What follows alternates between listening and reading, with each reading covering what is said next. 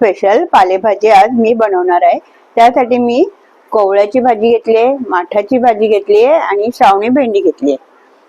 ती मी आता वेगवेगळी निवडून ती एकत्र भाजी करणार आहे। आता मी माठाची भाजी तुम्हाला निवडून दाखवते। हे माठाची भाजी निवडायला जास्त वेळ लागत नाही। अशा प्रकारे ही माठाची भाजी निवडून झाली आहे। कोवळ्याची भाजी फक्त नुसतं पानं घ्यायची, देठ घ्यायची नाही, नाहीतर ते भाजीत ते कचकच लागणार।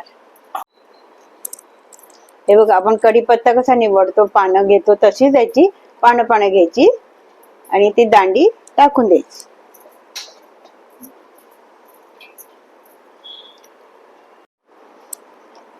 हा मी माठ निवडून ठेवलाय आणि ही भेंडी आहेत आणि हा कोवळा आहे तो मी निवडते।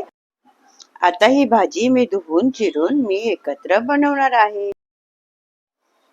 आपली लाल माठ, कोवळा आणि नवदारी भेंडीची भाजी बनवून तयार आहे।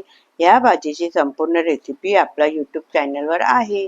खाली दिलेल्या त्रिकोणावर क्लिक करा, ती संपूर्ण रेसिपी तुम्हाला पाहता येईल। तर अशी ही स्पेशल मिक्स पालेभाजी तुम्ही पण बनवा, खाऊ घाला।